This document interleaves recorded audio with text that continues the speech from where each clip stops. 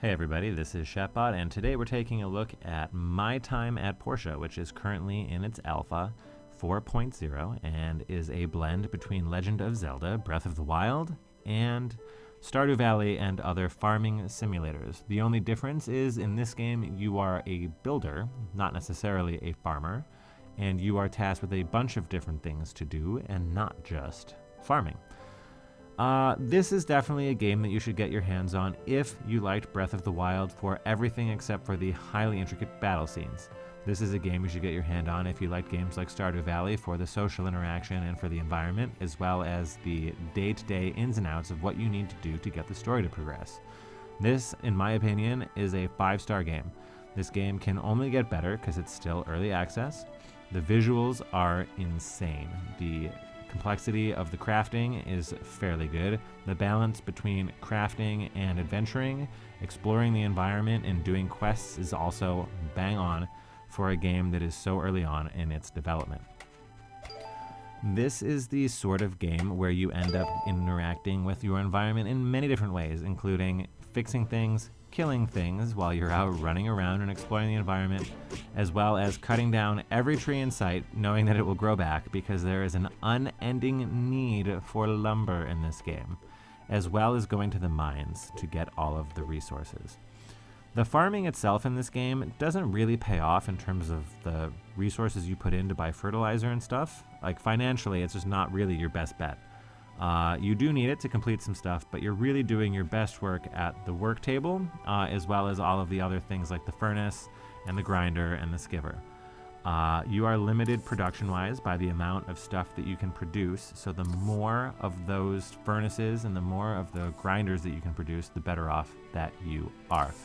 My big complaint with the interface is only that you cannot manually enter numbers when you are looking to add fuel.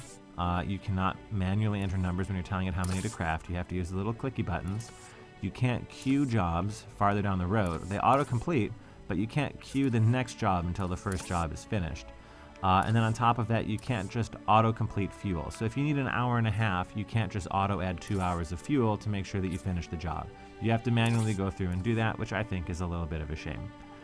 When it comes to the inventory, you want to unlock those extra unlock slots as early as possible. That's basically going to limit you with how much you can take, and the sooner that you can unlock those, the better. The skill tree is really, really cool. There's battle, gather, and social, and there's a hard cap on each of the different levels. If you go ahead and you think that you've done a wrong spec out, you can spend 1,000 of the in-game currency at Dr. Shu's office and get yourself respec. And then you can reassign all those skill points as you see fit.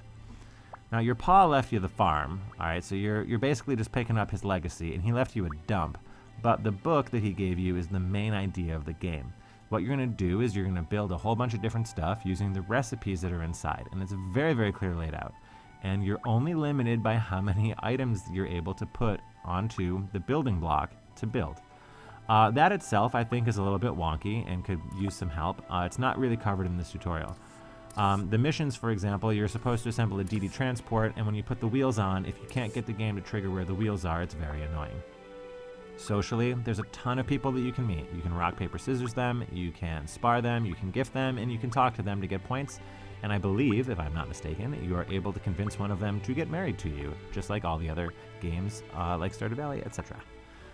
Now, the map is very helpful because it tells you where to go to complete each of the quests, and if it's a person who walks around town, they tell you where that person is at any given moment, which is very nice. It also tells you where to go at your farm to complete any of the given items that are available in the item catalog. You can't actually see what you need from the catalog, which I think is sort of defeating the purpose of the catalog itself. But you know, hopefully they'll have it where you can like click on an item in the catalog and then it'll tell you what you would need to do it and then where you go to do it. Interacting with people, sometimes you get a dialogue and sometimes you don't. Sometimes they have voices and sometimes they don't. But every time you do it, the relationship does go up. I know over time they're planning to add voices for everybody, obviously, before the game is released in its full edition. And talking to them tends to yield the same dialogue early on. So you're really looking to build the relationship points because it takes a lot of relationship points to get anywhere with these people. In town, you're going to find a lot of the people have their own stores. Each of the stores does something different. The food store gives you stamina and health. The store that is selling furniture and items allows you to boost your stats, like a based boost. And then the clothing as well. By wearing the clothing, you get boosts to your defense, to your stamina, to your health points, or your attack. You need to get tools from the toolkit, the upgrade toolkit, in order to progress your weapons. The Civil Defense Corps are a bunch of people who sort of hold the keys to you going to the dangerous ruins where you're able to get better relics and different items. And so you have to spar them, and sparring is a really cool social interaction in this game as well. You can select it so that when you spar people and win, they like you more. So by kicking their ass, the villagers love you. And one of the guys is your arch enemy, and you can spar him, and nothing feels better than beating the potatoes out of your arch enemy. Do be careful when you're sparring, because some of the audio is still a little bit overpowered, we'll call it. And if you are underpowered for your opponent in town, you're going to run out of time even if he doesn't beat you up. So if he doesn't beat you up, you're going to end up in a draw. Good news, you can always go to the famous rock, paper, scissors. Rock, paper, scissors is a great choice. It just doesn't fail to disappoint.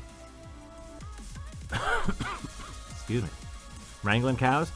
Nothing wrong with wrangling cows in this game either. The primary purpose is that you're a builder, and so you get yourself commissions from the Commerce Guild. Now, when you're in the Commerce Guild, you just click on the bulletin board, or you talk to Presley, and you get something. It has a ranking on it, A, B, C, or D. They have a reward. They tell you who it is that gave you the commission, and what it is that you're going to get when you complete the task that's assigned to you. You can only take one at a time, so do pick wisely, because they do go away. All of the materials that you need are either harvested out in the field by killing enemies, cutting down trees, or fished out of the ocean or the rivers, or brought out of these mines. You pay money to get in, and then you get a really cool jetpack and these awesome, awesome goggles. Now, with the goggles, you can see these really cool yellow suns. You select one of the yellow suns by just pressing F again to get out of the Find Yellow Suns, aka Relics, division. And then you just mine your way towards it. As you mine, you're going to get stone, sand, soil, copper, you're going to get tin, you're going to get lead, you're going to get all kinds of different stuff.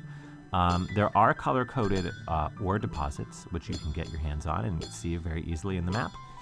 And it's cool to kind of tunnel your way around. Now, don't be afraid to get lost, because you can just press M to open the map and then E to go back to the ruin entrance, where you're going to have yourself a wonderful time leaving the mines. You should basically be mining almost every day, because you need bronze bars, and more bronze bars. The final aspect of the game is that you basically play Legend of Zelda with a sword. You just go around, you kill stuff. You get iframes, or invincibility frames, where when you do something and the enemy does something at the same time, you don't get hurt, and then you just run around killing stuff and collecting items from them. Many of the items that you need to be crafting and building stuff back at the farm are gotten by killing enemies that fight back. So you actually do need to do a fair bit of that, and there are boss battles in order to progress the storyline. Pretty sweet. So you get to do all the building and mining and all the stuff of Minecraft, and then you get to do all the cool basic fighting that you would normally be doing in a game like Zelda. Not quite as complex, perhaps in the fighting division, but I would say that the complexity of crafting in this game is roughly equivalent to that of a game like Minecraft. So consider it a crafting heavy version of Legend of Zelda Light. Let's call it that for now. So if you've enjoyed this little preview and general thought of My Time at Portia, do go ahead and throw a follow here on the YouTube. You can also find me at twitch.tv/chatbot live nearly every day.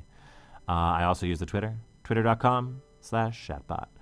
Hope you guys have a good one, and if you find any good little gem here in My Time at Portia, do feel free to get in touch. I would love to hear about your experience and what you think of the game, because after all, when Link retires to farm and Zelda absconds with the milkman, who knows what could happen?